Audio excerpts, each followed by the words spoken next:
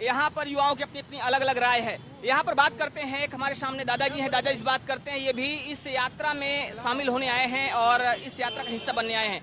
दादाजी, हाँ, मैं तो गुजर रहा था यहाँ से तो देखा ये उचित काफ़ी लोग उत्तेजित हैं और अच्छा लगता है कि पॉलिटिक्स में पार्ट ले रहे हैं सब लोग।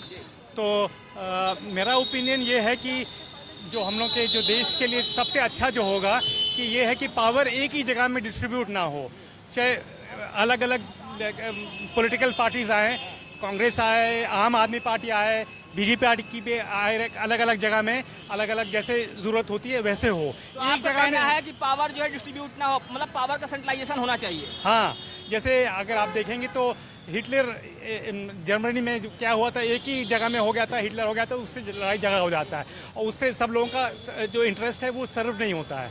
अब लोगों की अलग अलग कैपेबिलिटीज होती है अलग अलग क्षेत्र में, तो उस क्षेत्र में अलग अलग लोगों को आना चाहिए और उनको रोकना नहीं चाहिए आने के लिए कि एक आदमी कंट्रोल करे सब।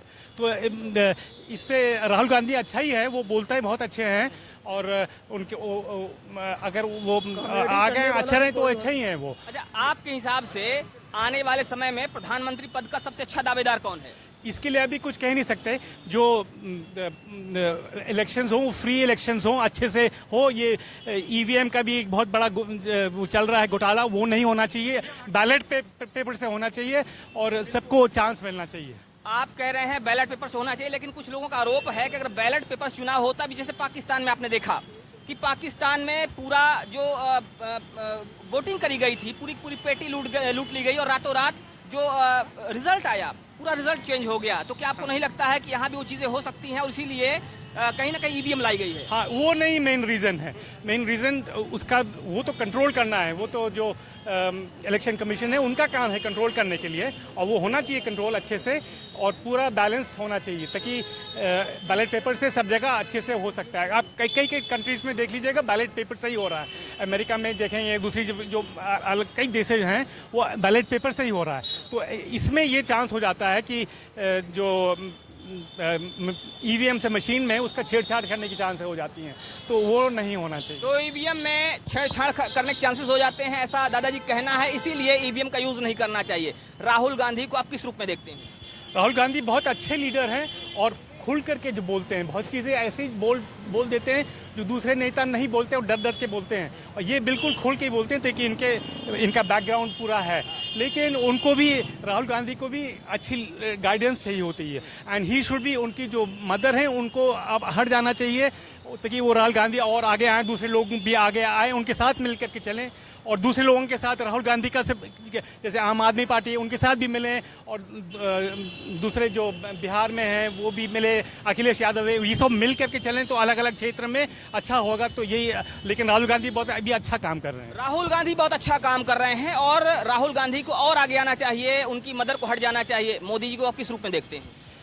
उनकी मदर को हट नहीं जाना चाहिए, लेकिन उनकी मदर उनको थोड़ा सा, राहुल गांधी जी को थोड़ा सा गाइड कर दें और थोड़ा सा हट जाएं ताकि उनकी एज होगी काफ़ी।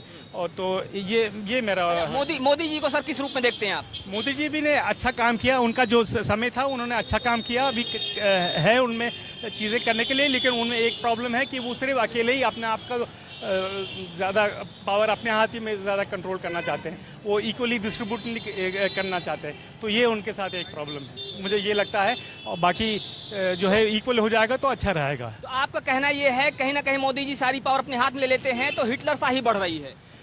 हो सकता है, इस तरह का चांस है, लेकिन एक अच्छी बात है कि जैसे राहुल गांधी जी बोल रहे हैं उनके अगेंस्ट में कि ये इस तरह की चीज़ें नहीं होना चाहिए, they should be equal distribution of power सब जगह में, तो ये अच्छी चीज़ें हैं। तो दादाजी कहना है कि पावर का इक्वल डिस्ट्रीब्यूशन होना चाहिए, पावर डिसेंट्रलाइज्ड होना चाहिए, पावर किसी एक के हाथ में नहीं जाना चाहिए। यहाँ पर एक मैम है, मैम से बात करते हैं, उनसे जानने की कोशिश करते हैं इनका क्या व्यू है, इनकी अपनी क्या सोच है, क्या राय है। अभी राहुल गांधी जी देश में भारत जोड़ो यात्रा कर रहे हैं, इस यात्रा को लेकर आपका क्या सोचना है, आपका क्या कहना है?